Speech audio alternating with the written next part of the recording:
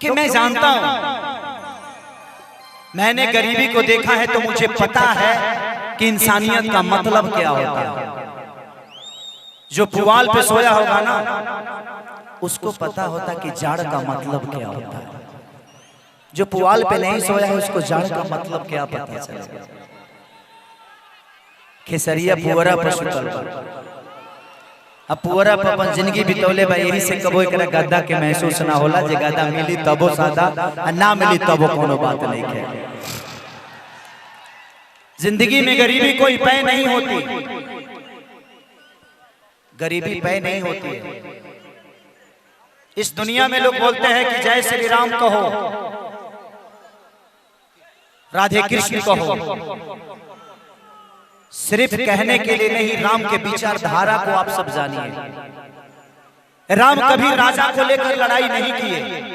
जब वो पैदा हुए थे तो सिर्फ राम थे, लेकिन जब वो वापस आए अपने सीता को लेकर तो मर्यादा पुरुषोत्तम श्री राम का लगा। उसका मतलब क्या था? उन्होंने इंसान रूप में पैदा लिया था, भगवान रूप में नहीं। तो मर्यादा, उन्होंने अपने माँ की मर्यादा को रखा, अपने पिता के वचन को रखा और गरीब सहारे लाचार लोगों को ताकतवर बनाया। अमीर आपके वो अमीर के घर में जाइबलो ना तो 1 घंटा बाद तो के पानी मिली, लेकिन गरीब के घर पर जाइबलो तो पहले चटाई बिछ जाई आ तुरंते बसियो हुई तो खाना पहले मिल जाए। तो जिंदगी में गरीब के पास सम्मान के अलावा कुछ नहीं होता। हमारा पास पैसा कितना बा हमके पता नहीं है, ऐसे जो हमारा मेहरारू के पता हो ये कितना बा।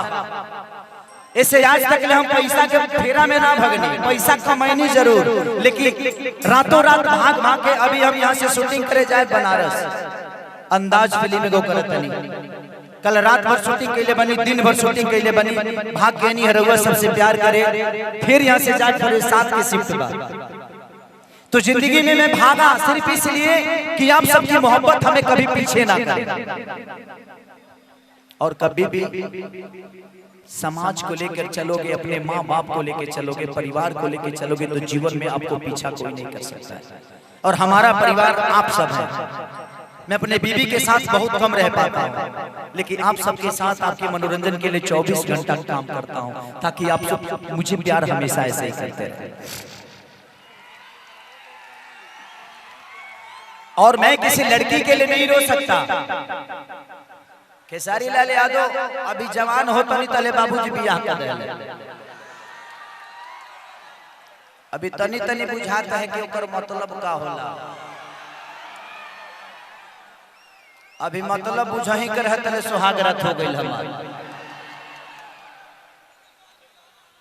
जिंदगी में हमारे गार्जियन हमारे शादी 17 साल 18 साल में कर देते हैं, इसको लकी मानिए।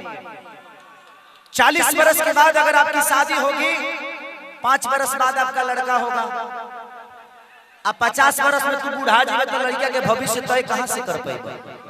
इसलिए हमारे बुजुर्ग हमेशा कम एज में शादी इसलिए करते हैं कि जवान होते होते अपने बच्चों को कम से कम एस्टेब्लिश कर तो जाएगा।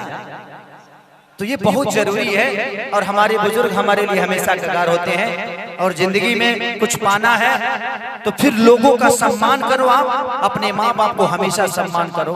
एक मेरा गाना बहुत वायरल हुआ था, एक बच्चा ने गाया था, कौन गनवा रहे हो? मेहनत करके कितना रुपया कि मेहनत करके कितना रुपया कमाईना कि अचरा के सूखी बबुआ कतई न पैना। अरे सपना न होई तो हर पूरा रे बचा मई भी न जिलागी अधूरा। मेरा एगो एक माई बर्तन माज के 5 गो लड़का के पालन पोषण कर लेती है, लेकिन 5 लड़का से एक माई के पालन पोषण नहीं होता। ये दुनिया हो गई आज के डेट में। तो दुनिया में उनके पास शक्तियां हैं, एगो सुंदर बीबी के चक्कर में हमने के एगो सुंदर माँ के खो देता नहीं जा। अरे बीबी तो बाद में अलबिया, महतरिया पहले ही अलबिया, ओकर सम्मान करी। चलिए बहुत सारा कलाकार भी बड़े जगिया कि तोरा अखिया के कजराया जा, अरे झगड़ा करा दिल में। माई मनीषा आ जा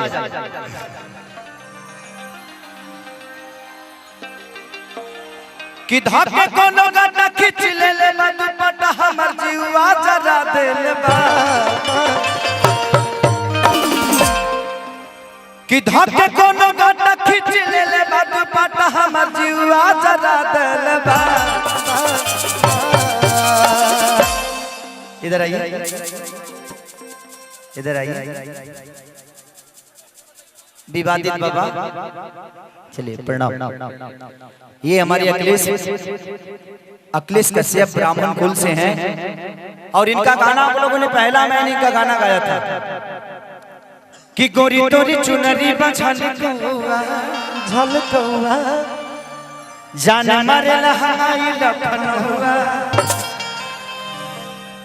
उसके बाद इनका था कि भतीजा तोर महियो जिंदाबाद, तोरे मौसियो जिंदाबाद। फिर इनका आया कि 2 रुपया हो 2 रुपया।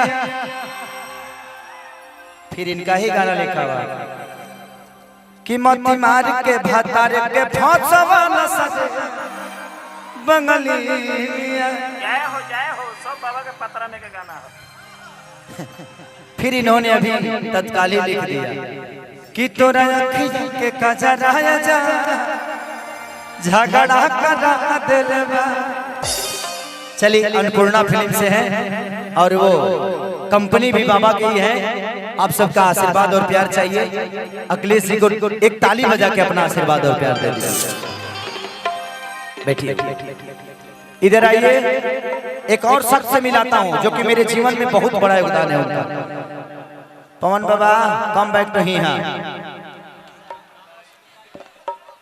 इनका कुछ रामायण लिखा हुआ आप सबको सुना देता हूँ कि तनी जाए से पहले खाना उठ लाली से रोटी बोर के। चौपाई यही लिखे थे कि ना रा ना ना ना ना ना ना ना ना ना ना कि नैहर के मिलल ह पलाई के पलंग कर चाय चाय। ये चौपाई इन्होंने लिखा था। उसके बाद कि नर की होलिया में चोलिया सहलाई रिच से खोनेला। एकरे के दोहा कहल जाला। यो चौपाई है कि लिखल है। उसके बाद बहुत सारे गाने बाबा के मैंने गाया कि मरद अभी बाचा बा। एगो गाना यहाँ के सेट सॉन्ग बड़ा हिट भई रहे हमरा। कौन गाना रहे फिल्मिया में बाबा कि बस ये तने करिए राम जी दिल लगे नया के हुआ से कि किस्मत बदले दागा और जी तो हरायागा। अभी सुन ला बतिया गौर से कि बस ये तने करिए राम जी दिल लगे नया के हुआ। उसके बाद इन्होंने लिखा कि जहिया आई बरात तोर डोली में गोली मार दे कि तोहरा संगे खिंचावल फोटो फाड़ दे। उसके बाद अभी बाबा के गाना हिट हुआ था कि कटहर के कोवल खवट भइल फाट के तयावाया वाला मुंगा मोलायम तारा चाट गया। उसके बाद बहुत सारे बाबा ने बाबा सब पवन पुराण के हो। हाँ पवन पुराण। चलिए थैंक यू। अब आओ बाबा तनी झगड़ा लगा दी ना, रिकॉर्डिंग डांस लगा दी।